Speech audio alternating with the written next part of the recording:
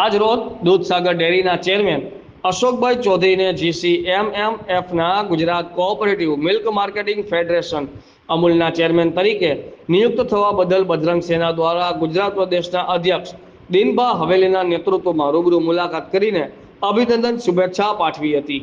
Reporter Hiteshbhai Modi, ઇન્કલાબ news, Mehsana.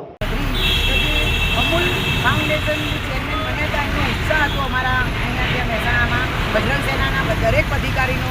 તો આજે અમે એમને શુભેચ્છા મુલાકાત માટે આવ્યા હતા અને આજે બહેનો ભાઈઓ થઈ અને દરેકે અમે શુભેચ્છા મુલાકાત કરી। આજે અમારે ગૌરવનો દિવસ હતો અમારા માટે।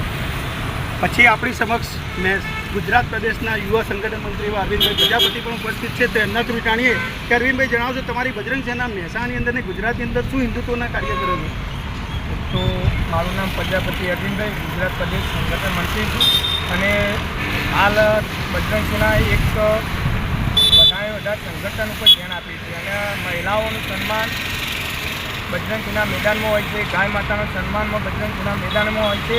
આજે અમારું ઉત્તર ગુજરાતનું એક નામ કહેવાય કે ગૌરવ સમાન એવા અશોકભાઈ ચૌધરી સાહેબનું અમે આજે બજરંગ સેનાની ટીમ સાથે સન્માન કર્યું અને જ્યાં જ્યાં ભાજપના અનેક દરેક રાજનેતાઓમાં જે સારા કાર્ય કરે છે ત્યાં ત્યાં બજરંગ સેના હંમેશા તેમને સાથ અને સહયોગ આપશે। એ જ માટે અમે બજરંગ સેનાનું એક કાર્ય છે। તો મિત્રો, બજરંગ સેના ટીમનું એવું જ કહેવું છે કે જ્યાં હિન્દુત્વની વાત હોય છે, ધર્મની વાત હોય છે, ત્યાં બજરંગ સેના ખડે પગે એમની ટીમ સાથે ઊભું જ હોય છે। અને આજે પણ આપણા અશોકભાઈ ચૌધરીને આખી ટીમ બજરંગ સેનાની જે દિનભા હવેલી ગુજરાત પ્રદેશના અધ્યક્ષ છે એમના નેતૃત્વમાં આખી ટીમ આજે અહીંયા ઉપસ્થિત રહી છે। તો આર્ગેમી ટીમની બજરંગ સેના હિન્દુત્વ માટે હંમેશા ખડે પગે એવું દરેક એમના પદાધિકારી જણાવે છે।